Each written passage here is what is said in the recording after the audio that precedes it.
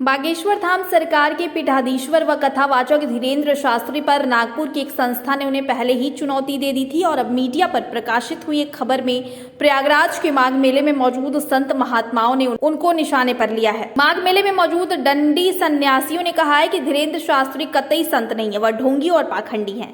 आने वाले दिनों में वह संत समाज के लिए बदनामी और मुसीबत का सबब बन सकते हैं, जिसको लेकर अब रामनगरी अयोध्या के संत समाज और तीर्थ पुरोहित समाज के लोगों ने कथावाचक धीरेन्द्र शास्त्री के ऊपर ढोंगी और पाखंडी डंडी सन्यासियों द्वारा कहे गए आरोपों को लेकर गलत बताया है। उनके समर्थन में वो खड़े हुए हैं। उनका कहना है कि जिस तरह से उन पर आरोप लगाया जा रहा है वो बिल्कुल गलत है, क्योंकि कथावाचक धीरेन्द्र शास्त्री को आगे बढ़ता हुआ देखकर कुछ ऐसे लोग विरोध में आ गए हैं।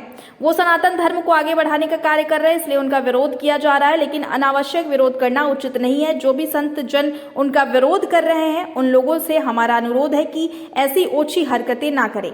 वहीं उनके समर्थन में खड़े हुए अयोध्या के श्री रामलला मुख्य पुजारी आचार्य सत्येंद्र दास, हनुमानगढ़ी के पुजारी राजू दास, तपस्वी छावनी के जगत गुरु परमहंस आचार्य रामदल ट्रस्ट के पंडित कलकी राम तीर्थ पुरोहित समाज के मुखिया राजेश पांडे ने श्री बागेश्वर धाम के धीरेन्द्र शास्त्री के समर्थन में क्या कहा है, आइए आपको सुनाते हैं।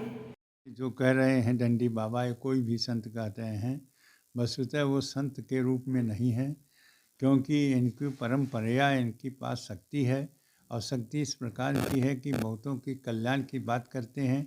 और उनको यदि ढोंगी कहा जाता है तो ढोंग कौन चीज़ ढोंग होता है? ढोंग होता है जो झूठी बात में फंसाना है और झूठी बात करना, जिसके माध्यम से उनको अर्थ अर्जित करना। ऐसा नहीं है, वो सही रूप में बताते हैं और उनकी परंपरा के अनुसार उनको इस प्रकार का ज्ञान है।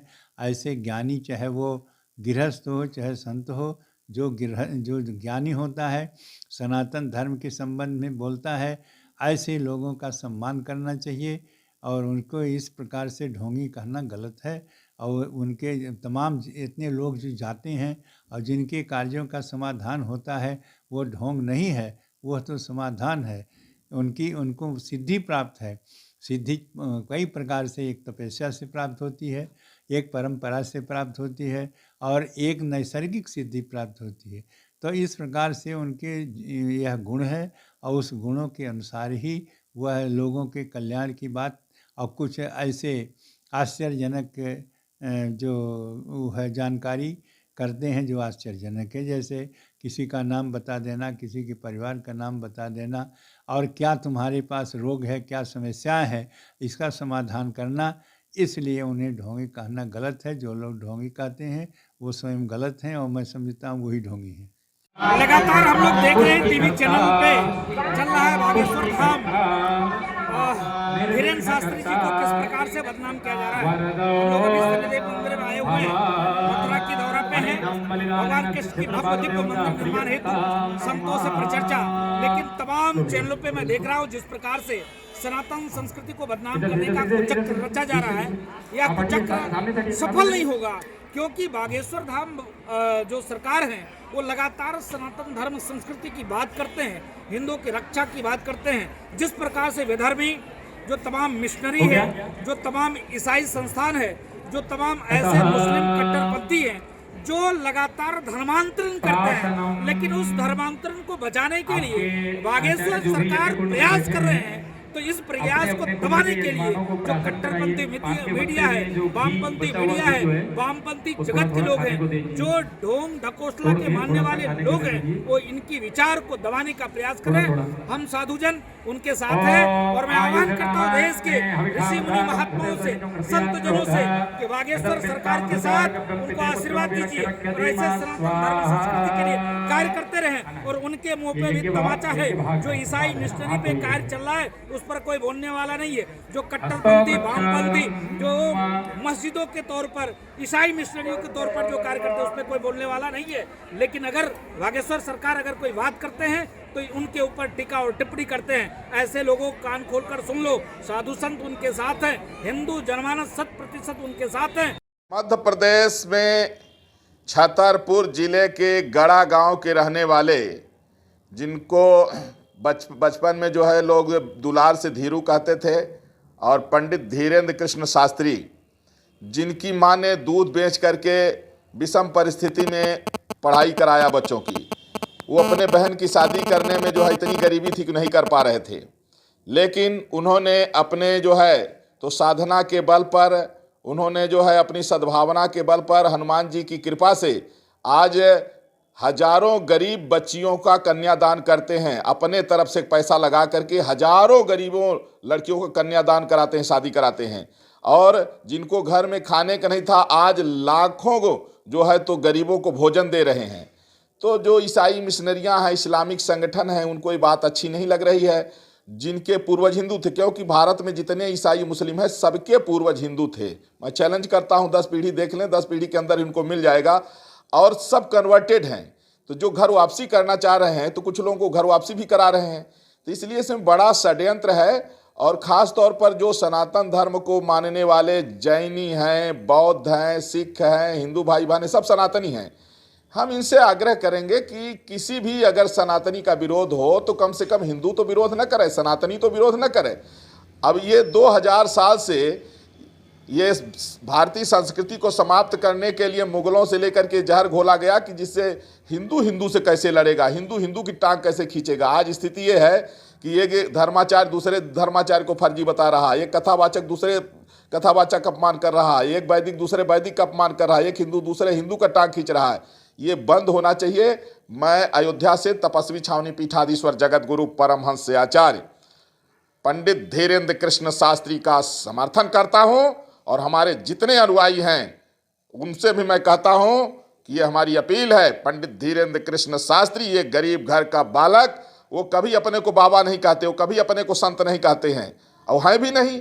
वो तो एक कथावाचक हैं, हनुमान जी की उपासना करते हैं। उन्होंने कभी अपने को न बाबा कहा न संत कहा, और लोग उनको ढोंगी बताए जा रहे हैं। तमाम मुसलमानों में जो दरगाह पूजने वाले हैं उनको आप ढोंगी बता करके देखो।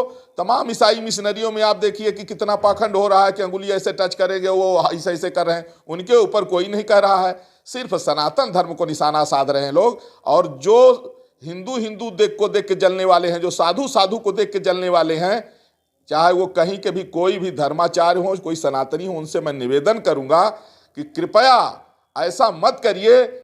एक संत हैं और बालकांडी संत हैं और उन्होंने बहुत ही पूजन अर्चन करके इस विद्या को प्राप्त किया है। श्री सीताराम जी का कृपा है, श्री हनुमान जी महाराज जी का विशेष कृपा है। जो भगवान का प्रेरणा उनके अंदर से निकलता है और वो वाणी जो बोलते हैं वो एकदम सत्य होता है। और संत को आगे बढ़ते देख करके बहुत लोग विरोध में, उनके विपक्ष में जो भी बात कर रहे हैं वो गलत है, क्योंकि ऐसा हो ही नहीं सकता है। जो भगवान का भजन और जप और तप करता है उनके पास शक्ति परमात्मा श्री सीताराम जी का होता है। और उसी प्रकार हम संतों के बीच में आज श्री हनुमान जी महाराज की कृपा से वो सभी को भविष्यवाणी बोलते हैं और जो भी आशीर्वाद देते हैं, जो भी अपने मुखार बिंदों से वचन बोलते हैं, बहुत ही सत्य बोलते हैं। और उनके ऊपर जो भी आचरण या जो भी गलत अपशब्द जो भी बोल रहा है वो गलत तरीके से बोल रहा है। क्योंकि संत हो चाहे गृहस्थ हो, जो भी व्यक्ति बढ़ता है उसके पीछे बहुत से लोग पैर खींचने वाले मिलते हैं। तो आज इसी प्रकार श्री बागेश्वर धाम के श्री महाराज जी का पैर खींचने वाले बहुत लोग विरोध में बोल रहे हैं। ऐसा कुछ नहीं है। अयोध्या तीर्थ पुरोहित सम्मान पूरा करता है, अयोध्या के साधु संत सम्मान करते हैं। और जो भी उनके विरोध में बोल रहा है वो विपक्ष बोल रहा है। और इसके लिए बहुत बहुत साधुवाद, धन्यवाद। श्री बागेश्वर धाम महाराज जी को पूरा तीर्थ पुरोहित सपोर्ट में उनके है और बहुत ही सच्चे हैं। और श्री सीताराम जी का कृपा उनके ऊपर है। जो भी वाणी बोलते बहुत सत्य बोलते हैं और श्री सीताराम जी की कृपा रहेगा, उनके ऊपर बेदाग रहेंगे। कोई भी इल्ज़ाम नहीं होगा किसी भी प्रकार से।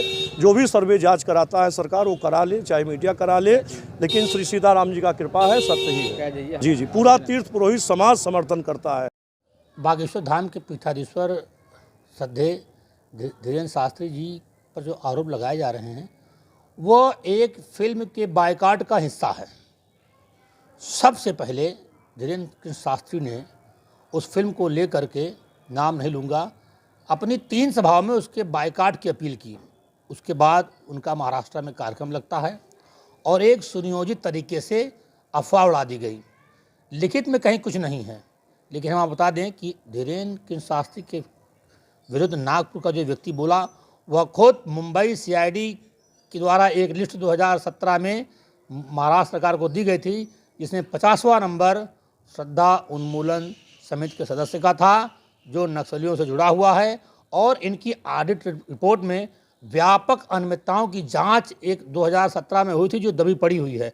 हमने महाराष्ट्र सरकार से यह मांग की है कि इस व्यक्ति के खिलाफ कार्रवाई की जाए, क्योंकि यह एक संगीन आरोपी है और धीरेन्द्र शास्त्री जो कर रहे हैं उसको करने के लिए जिगर होना चाहिए। हमारे संत समाज को इनसे प्रेरणा लेने की ज़रूरत है।